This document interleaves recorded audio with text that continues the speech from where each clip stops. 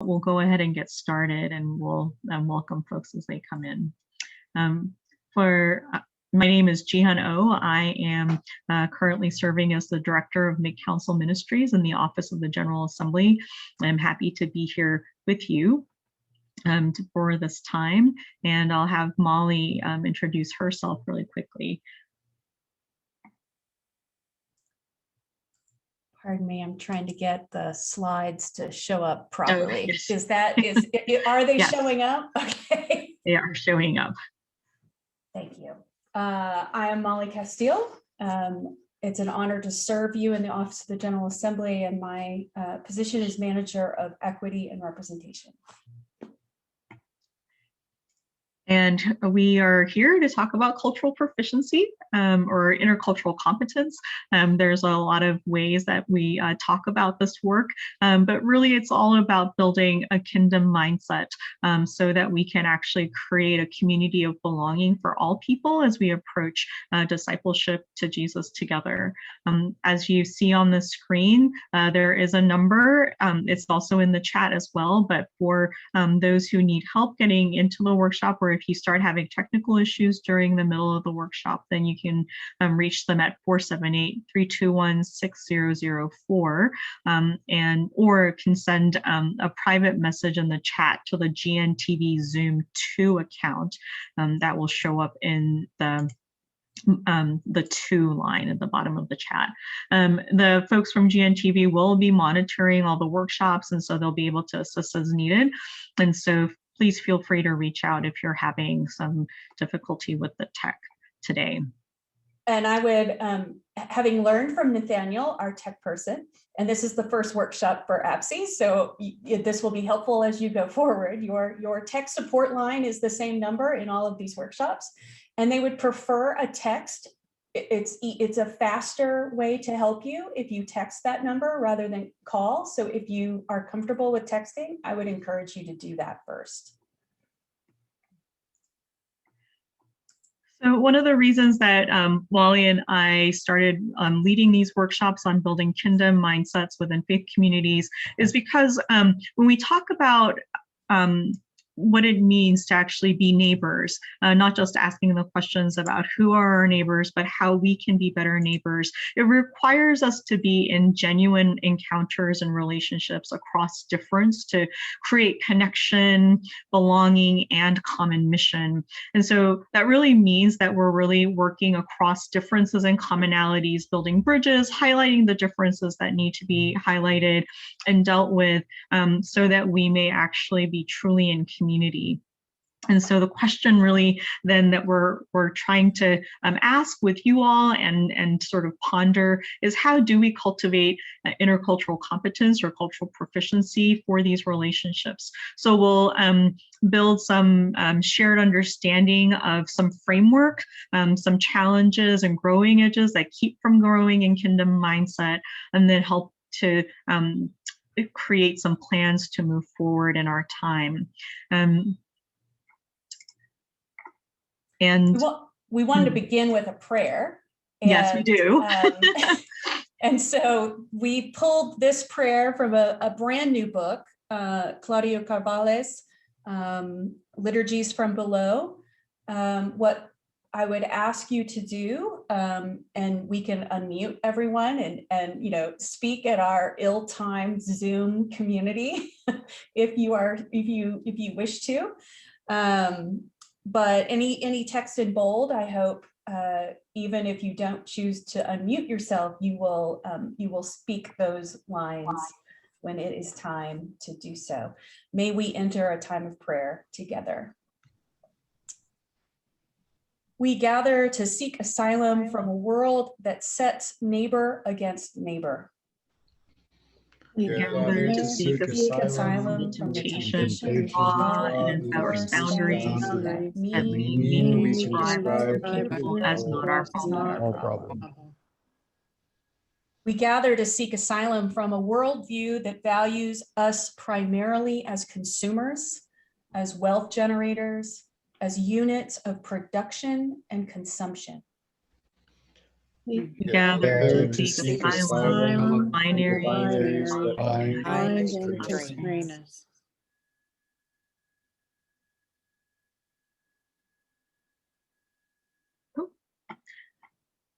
We gather to seek asylum from the very churches in whose name we gather, in which orthodoxy and hierarchy have been tools of oppression and abuse. We name ourselves as asylum seekers.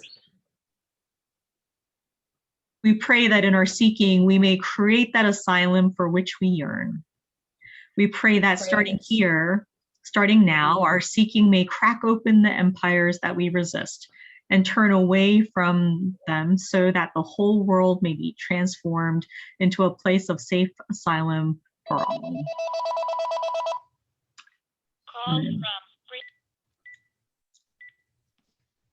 Thank you. It's always fun to try these little experiments.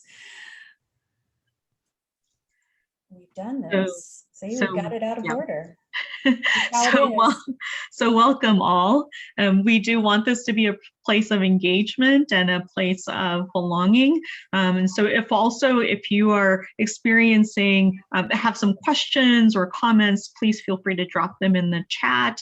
Also, if you need us to slow down a little bit so that we can make space for the interpreter, or if you are needing us to go back and sort of talk a little bit more and offer some clarification, please feel free to use the chat or the reaction functions to let us know that, because we do want folks to be engaged and to feel like this is also a space where we can co-create some things. One of the things that we, Molly and I decided, was that we would actually also take a focus on developmental sort of orientation, because y'all are educators and we know that that is a part of the thinking in terms of how we actually work through developmental stages and tasks and those sorts of things. And so we're also, we'll be looking at a lot of the frameworks that include some of the developmental frameworks, as well as ideas about implicit bias, and also how we actually then create belonging in spaces. But Molly, would you take us through the overview of the 3 days so that we know what sort of it looks like? Right. So we had things change and as events happen, and so this was originally presented as perhaps two 90-minute sessions, or one 2.5-hour session, and now it's 3 1-hour sessions. So this is your kind of map for the kinds of content, the kinds of places we're going to go over the next 3 workshops. So today we've done some welcome and introductions. We're going to share some developmental frameworks. We're going to have conversations with one another to engage in testing those spirits and considering things. We'll be talking about kind of things that are hidden, some basic Presbyterian foundations and commitments, and go over some kind of high concept frameworks that we will then have a little bit of homework or opportunities to maybe watch a video or do some additional reading. And then when we gather tomorrow, we will review some of that, and we will talk about bridging and breaking, which you will learn more about. And then we'll introduce choice points. And again, there'll be a lot of reflection, pair sharing, and opportunities for you to apply the frames that have been offered. So the hope is that each day you're building on you're applying the learning to your particular context, and you are moving towards some commitments on how to build a kingdom mindset in the work that you do and with the people, your communities. On Saturday, we'll then come back to the cultural competence framework and talk about shortcuts. We'll be doing equity primes, which is a very helpful tool that we have experienced with both staff and in presbyteries and synods as a way of knowing what we know about the developmental aspect of intercultural competence and other and the way minds work and the way people work and all of the brokenness around those things, equity primes is a very powerful tool in how to counter that and build toward to keep oneself open to kingdom mindset and to keep community open. So we hope that it will be useful for you. And at that point, you will be doing some action planning for your particular context. And then we'll commission you to go back and take all of that into the world. So that is the overall frame. If there are, I mean, it's, you know, it's writ large, not detailed. We promise that we'll hit these big things and we'll slow down if necessary. So to leap immediately into, you know, we've already, you know, Jihan has already kind of suggested that we're looking at cultural competence from a developmental model. And we're also thinking about culture in a more complicated way than perhaps your immediate associations to the word culture might come to mind.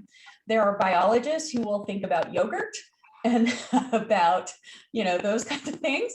But often when we talk about human beings in groups engaging with one another and the kind of knowledge and values that are passed along, we frequently forget that culture is quite large. The iceberg metaphor helps us understand that what we can recognize with our eyes and discern easily that persons are either similar or different. When we get into human community with even persons who appear similar to us, we learn that we have many cultural differences that come out of things that are not immediately apparent in an initial and superficial interaction. So sometimes we fail to be culturally complex when we think about diversity and inclusion, when we think about having a multicultural night where we will engage in sharing the dance or food or language, and we treat cultures as if they are entertainments and novelties to one another. Those dangers happen when we stay in the kind of big cultural practices that are really easy to see. Now, those multicultural nights can be very sophisticated if they also engage in the deeper, in what is beneath that surface. So one can identify a dance, you know, foods that you can name foods from cultures if we simply, if we simply claimed who our cultural identities, if Jihan and I said, where, you know, what ethnic group we were from, what region of the country we are from, you would have immediate associations or assumptions about what food, what, and other things about our culture. So those are the objective, easy to see, out there, public. Subjective, obviously, is much more sophisticated. It's about the rules of engagement. It's about the kind of understandings of the world. It's the mind map that a culture teaches all the members of it. It's the it's not only what you see, but it's the meaning you make from that. It's the system that comes with, and the kind of defaults. You might be in an intercultural community, in a multiracial community for many years and not truly appreciate the depth of the sophisticated differences and what that means in as you relate to one another. And you might be stuck in reacting to your culture's rules about the perceptions, about the beliefs about otherness, the beliefs about who we are and who they are. And so when we speak about culture or cultural difference, objective culture is frequently where our brains go when we start naming things, but subjective culture is way more influential and substantial as a part of what is operating.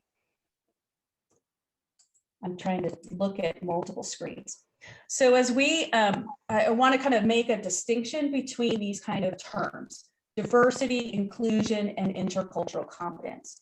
So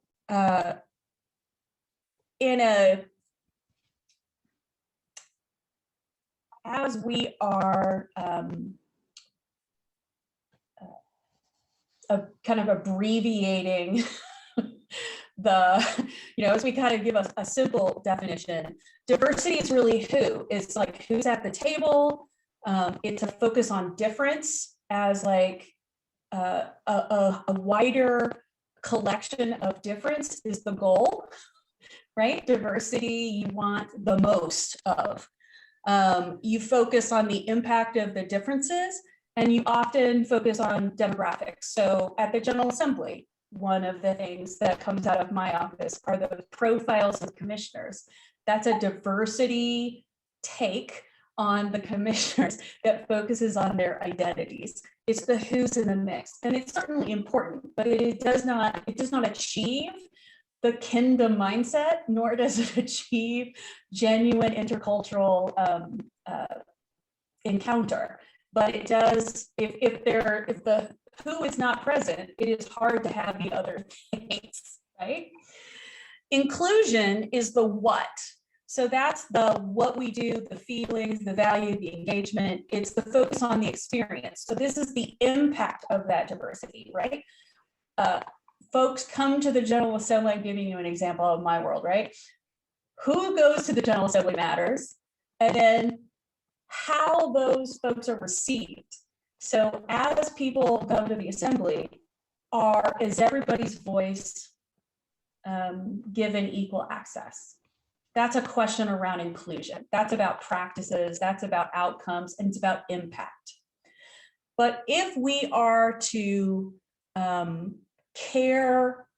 get ourselves into a place where we're thinking about the kingdom of God come in this moment, we need to go beyond the who and the what and get to the how.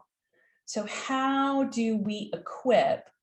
How do we build the capacity of all persons in their competency across intercultural difference so that the mix can work? And we focus on capacity, and we'll talk a little bit about an evaluation tool called the Intercultural Development Inventory, which Jihan and I are qualified administrators of, and that is a tool that can give you feedback on your intercultural competence. So we just wanted to kind of get that sense of this is the how, and it's about capacity, and it fits into that understanding that just because you may have a person may be challenged by one kind of difference in because they haven't experienced it or they have less capacity there, one can grow beyond that moment through education, training, exposure, reflection, etc. So Jihan is going to talk about the developmental.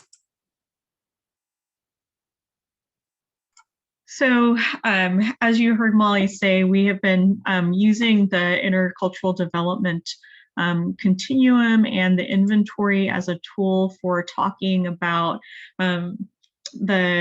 how we develop intercultural competence. And the reason why we really like this is because it is a developmental model. It assumes that all of us are somewhere along that continuum, and there is a place of aspiration that all of us would like to get to, but we're all somewhere along that journey working on growing in intercultural competence, meaning that we're really trying to learn how to be in better communion with folks who are both like us and different from us. And so we like this model. It's also a way to build just some common language around how we talk about the ways in which we're entering into community, recognizing how folks may be entering into community, including ourselves, but also then how we think about even programming and educational offerings as well in a developmentally appropriate way. And so for all these reasons, we like using this continuum. And we're using that for staff as well as a lot of different mid-councils. You'll see on the screen right now that you see the picture of the continuum itself. And on one side, you'll see the monocultural mindsets of denial and polarization. And these are the mindsets in which folks are really engaging the world and encountering folks, whether they're like them or different from them, from primarily their culture of origin. So that's the primary way in which value judgments are made. That's the framework within which folks are actually encountering what it means to be comfortable, uncomfortable, feel like there's belonging, there's not, and how folks then create spaces of belonging too is really built out of that one grounding culture in which one was born, or what was born into. And then there is then in the middle the minimization orientation, which is a transitional orientation. And this is a space where folks are beginning to understand that there are multiple frameworks in the world, but that there are some commonalities that bring folks together. And it's a transitional place between the monocultural and the intercultural mindsets. And then you see on the other side the two intercultural mindsets of acceptance and adaptation. And this is really where folks are not only beginning to be able to shift perspective, so rising out of their own culture of origin, but to move into and shift perspective into another culture's perspective in order to make decisions about moral and ethical values, but also then to be able to adapt behavior in a way that feels appropriate and authentic to the culture that they're engaging. And so there's a whole range of this continuum that goes from monocultural to intercultural. So just to describe the mindsets really in brief, denial orientation is a space where folks don't even recognize that cultural difference is an important category to notice. So folks in denial orientation would likely notice the above the water iceberg parts. So different dress, religious observances, holidays, food, dance, art form differences. Those would actually rise to awareness, but all the things that are below the surface, like roles and values, how folks actually resolve conflict, how folks relate to community versus individual, and a focus on that. All of those pieces would actually be would not actually rise to the awareness for folks in denial mindset, which means that folks then are feeling some of that discomfort, but not attributing it to mostly personality differences and not to cultural pieces that may be brought into the room in these encounters. And because of that encounter, folks are likely to withdraw from or avoid those places where they're encountering that difference. So in polarization mindset, this is really when differences become the focus. And this is where differences then, which have become the focus, are seen as obstacles to be overcome. And so folks in polarization mindset feel that there is an us and a them, and to minimize that us and them, those differences must be eliminated. So one way of being in polarization is with the defense mindset. The defense mindset means that folks think that our culture, whoever the us is always better than their culture, whoever they is defined as. And so it's about superiority of one's culture, looking with a critical view towards other cultures and their practices and values. But another way that polarization can happen is reversal polarization. And this is where their culture is better than our culture. And so it's actually about looking uncritically at another culture that is outside of one's culture of origin. And there's almost this effect of putting it on a pedestal. And so there's not real engagement there. And this can also mean that folks then are thinking not just that the other culture is superior, but it's about saying there are so many shortcomings in my culture, and so we just need to adopt other cultures because our culture doesn't have very much value.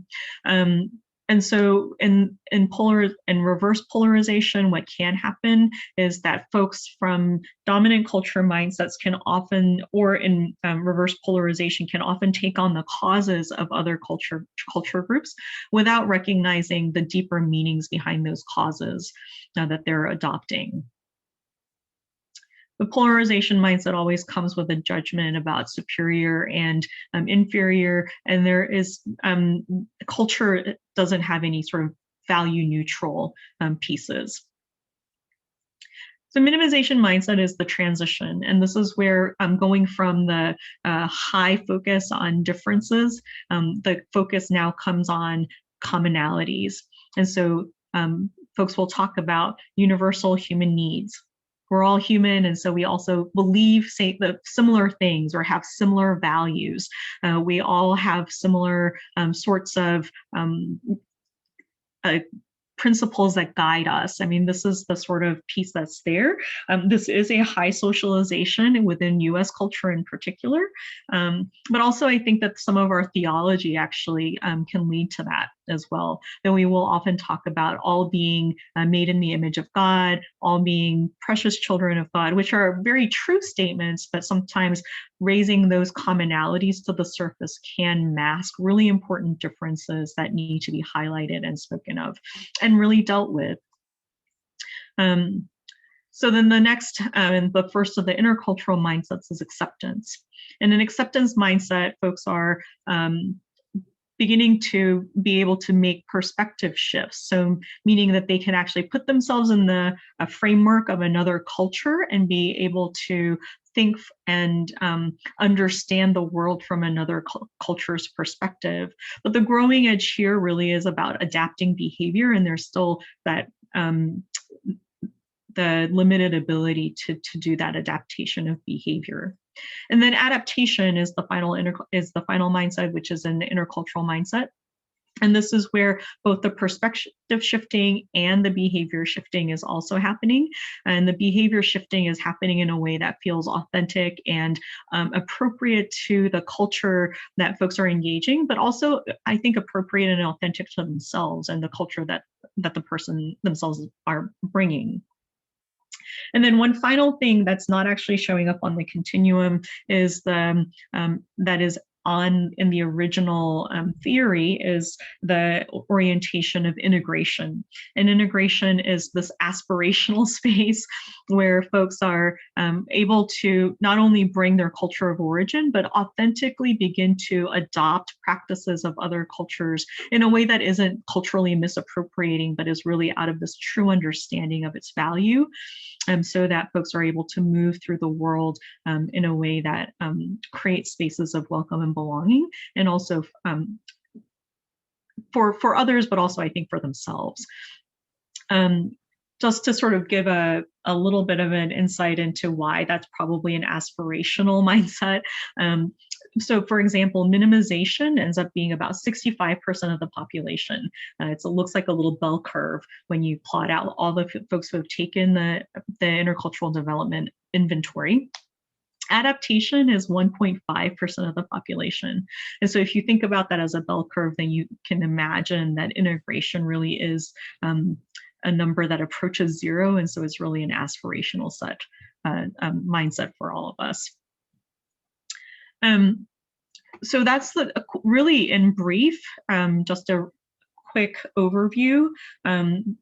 As I've been describing it, you all may have had some things come to your mind about examples that you may have heard of in each of these different mindsets of folks in denial, for example, not noticing the cultural differences, but actually just attributing it to personality, or folks not actually attending meetings that are being held in other cultural community buildings or churches because it feels really uncomfortable or because there's a lot of unknowns there, to a lot of the polarization conversations that are happening in society right now, to conversations that really lean on commonality as a way to draw a diverse group of folks together. So you're probably thinking about a lot of those pieces right now and where you've encountered them. What we're going to do is actually put you into breakout rooms and give you 10 minutes to talk to one another in pairs. And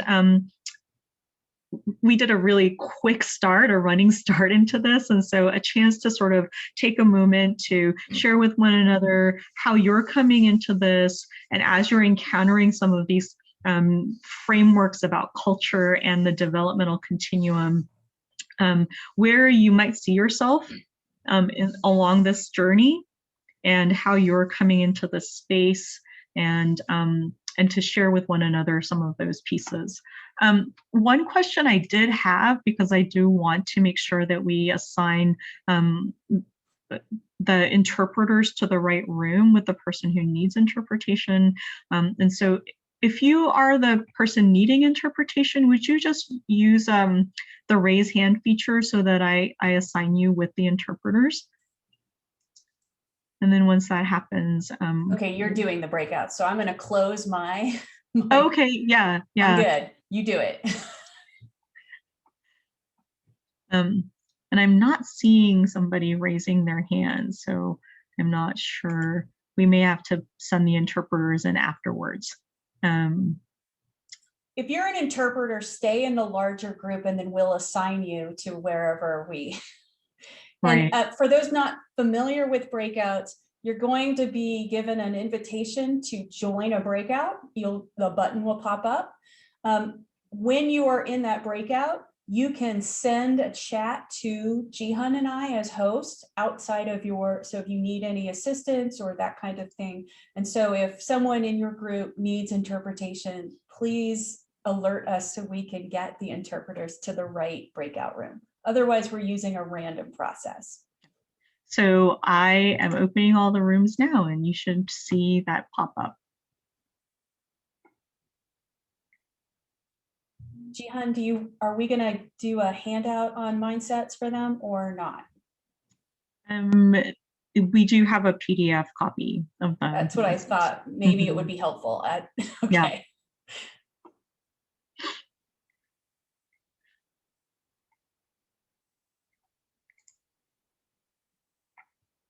I've hit the timer.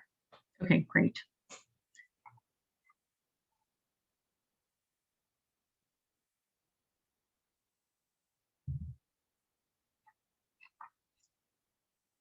Yeah, I did the manual.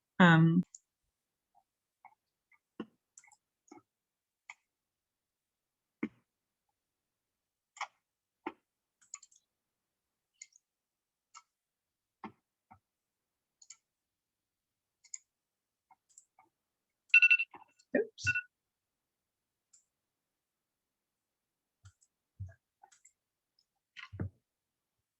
So welcome back, everyone, to the room. I think we still have a few folks who are coming back into the big room from the breakout rooms.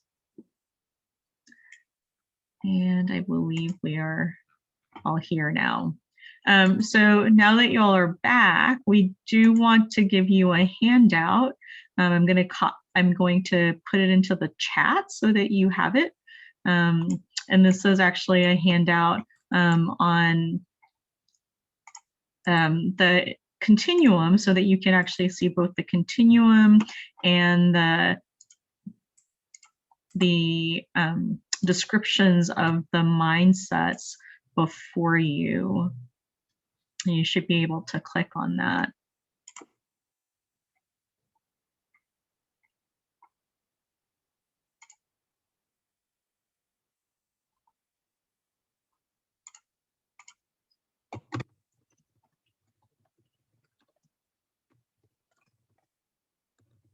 Two-page PDF. It has a very brief description of each mindset, covering a little bit of what Jihan kind of fleshed out in the conversation about the continuum. So as you all are coming back, we'll just take a brief moment to talk about what was capturing your interest, what was emerging in your conversations. And feel free to unmute. We'll establish like a protocol if we need to, but y'all have not merited a control feature yet.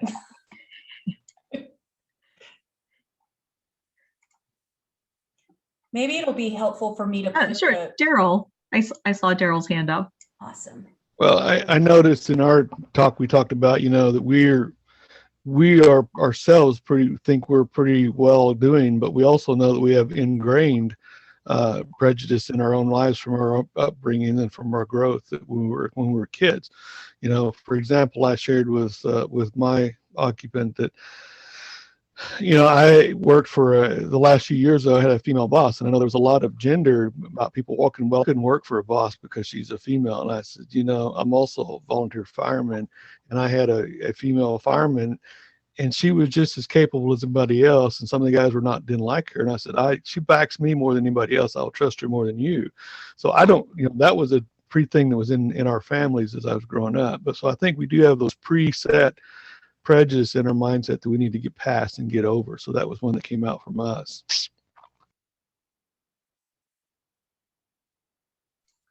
Well, and even in your example, right? The mindset, the idea that difference is not of me, therefore I cannot work with.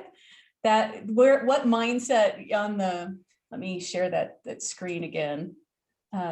Where do you think that might fall in the continuum?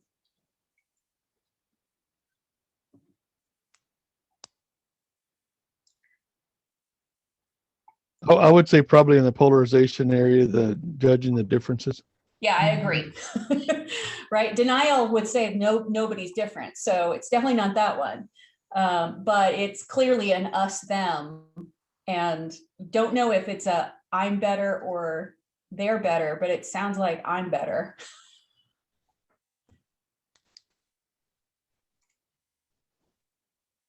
Yeah, I would agree.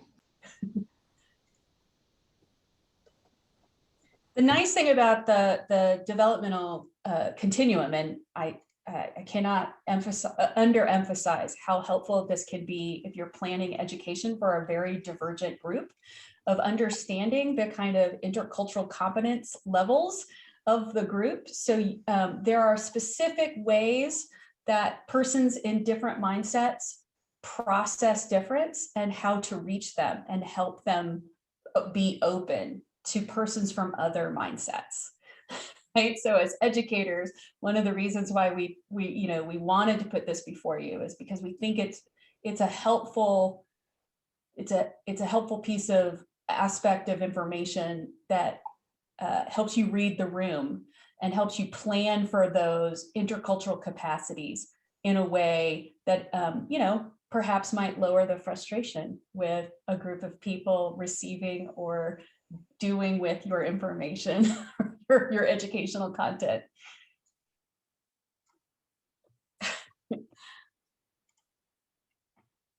Anyone else have a reaction or a curiousness? I'll let you see each other again. Sorry. So my name is Sarah. I'm from West Virginia. And what I was telling my partner was West Virginia is, I looked it up just now, 93% white. So it's very hard to do a lot of intercultural stuff without making it look like we want the token person to come and talk to our church or whatever. And I don't think that's not our mindset. And the flip side is the culture here is not always, even the white culture is not always trusting of churches. We have a pretty big drug population here that I've never been a drug addict. So it's hard for me to understand that culture. So there's a lot of how do you intentionally show people that you do care and you want to learn. Like, how do you bridge that gap or make that first step without, I don't want to go to the one Muslim I know and say, will you come and talk to my church about what it is to be a Muslim? Because we just don't have that population. So that's what's hard for me, is how to do it like in a genuine way, in an intentional way, and not just in a for show kind of way. Right, because in that intercultural capacity, it's not just the what and the how, but it's the, right? It's not the, and so that sensitivity demonstrates, an awareness of the complexity. And also we tend to, we have some kind of automatic associations, right? So the word culture frequently gets minimized to race and ethnicity. And so one of the strengths of this model is that it's a vast cultural difference. So you named a cultural difference, right? Like that drug use is high in your community, and it's hard to understand a person coming out of, those groups of people are hard to understand. That's a framing of seeking connection, right? But also feeling disconnected, and right, like how do you do that, right?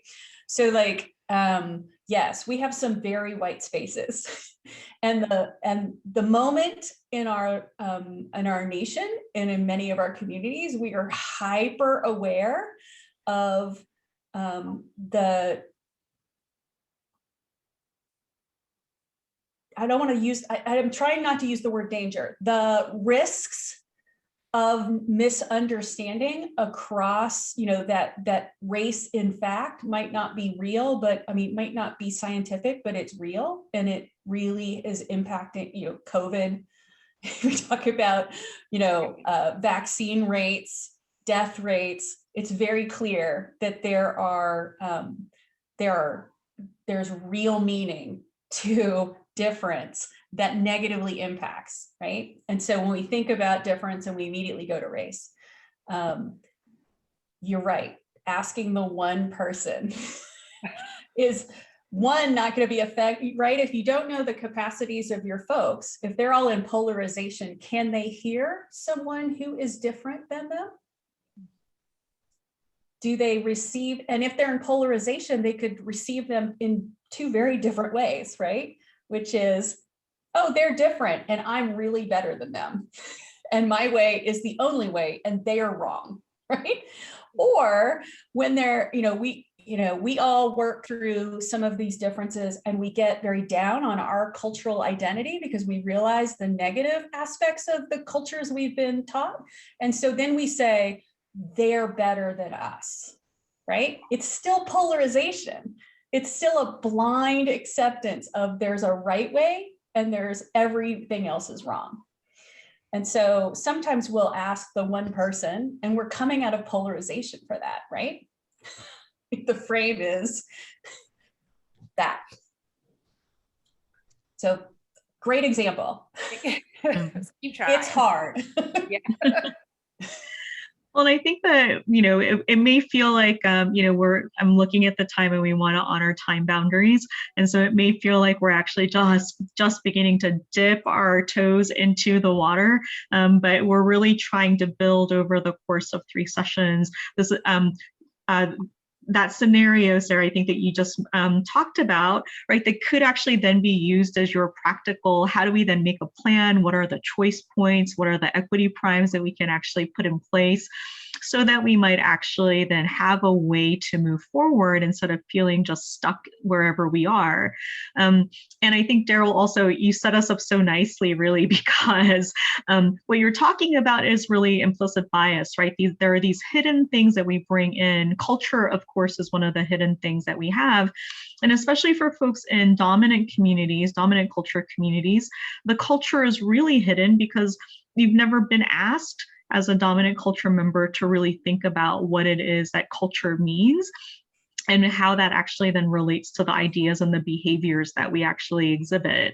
But also then there's all these implicit biases that are actually being programmed into us and priming our brain to pick up automatic associations, because our brains are wired to make quick decisions because of the ways in which our forebears needed to assess risk really quickly and then make decisions so that they could survive in a situation where, flight, freeze, fight, or, I guess now there's the fawning, but all of those things are actually happening.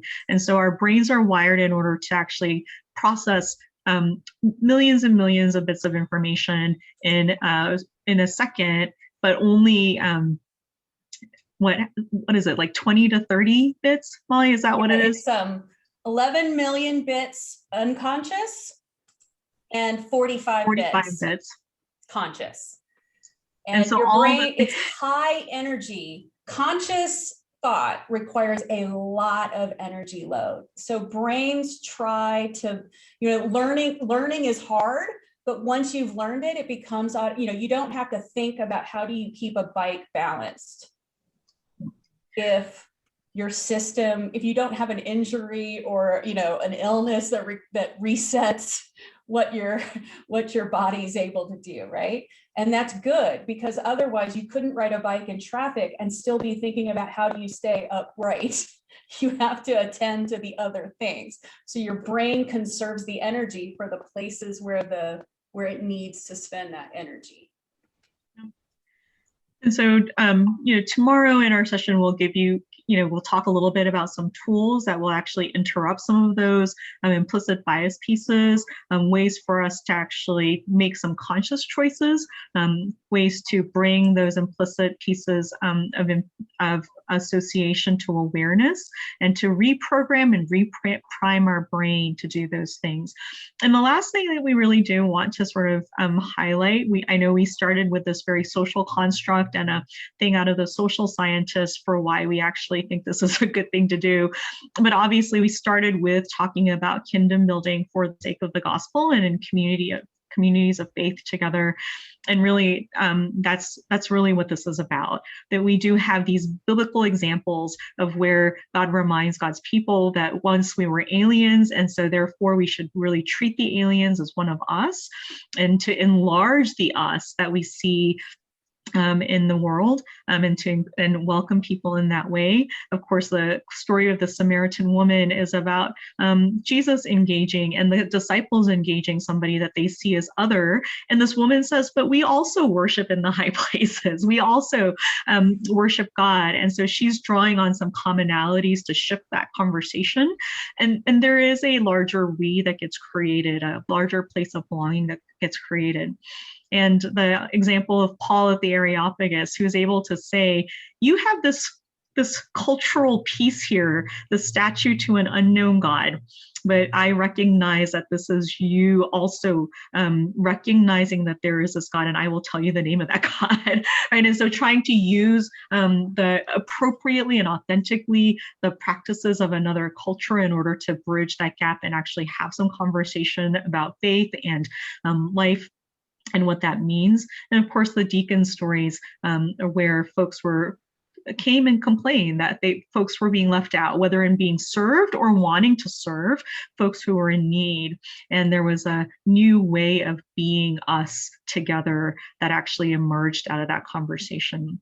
And all of those things are what feed into the our Book of Order foundations, and what we believe as Presbyterians are called to live into diversity and unity at the same time, to balance those things equally together in a spirit of openness that actually leads us to lives of faith in a very particular sort of way.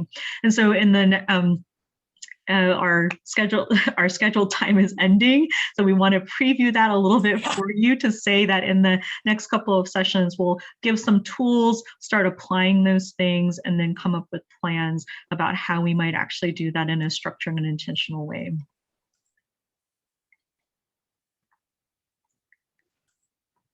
And we will, you will get copies of slideshows and those kinds of things when we have.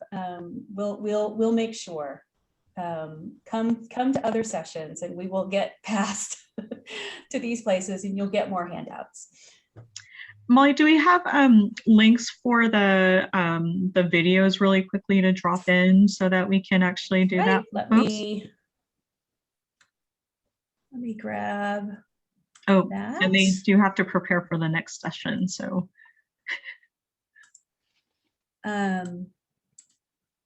Yeah, it's a matter of pulling it up, I believe. There it is.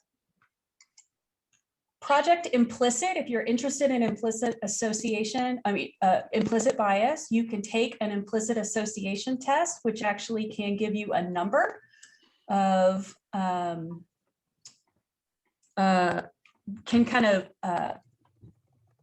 measure your capacities. Where's the chat function? Okay, here you have options for, okay, this is the implicit association test. I thought I had cut and paste and it only pulled one. So, you know, we'll try that again. Let's try this again. Okay, these 4 links, pick any of them that you know are particularly interesting to you. You can get a preview of some bridging and belonging out of the Othering and Belonging Institute from California, John Powell. Auburn Seminary has a little video around Dear White Christians, which engages some of these topics from the that kind of frame. The TED Talk, Chimamanda Ngozi Adichie, a Nigerian fiction writer who has a very beautiful way of expressing cultural denial and polarization into a place where one might consider that there are stories other than the one you know. And then Kyle Eschen, The Art of Cognitive Blind Spots, will get at some of that mind stuff, that physical and social way in which brains shortcut and cause for errors, inaccuracy. So please feel free to copy that from the chat, or actually if you go to the little 3 dots in that chat box where you can type in, you can also save the chat, and so it'll actually save those links for you because they are now going to, I think, close the session so that they can set up for the next workshop. So we look forward to being with you again tomorrow and to really diving into more of the sort of application work, you know, as we continue going along. Thanks for being with us today. Thank you. Thank you.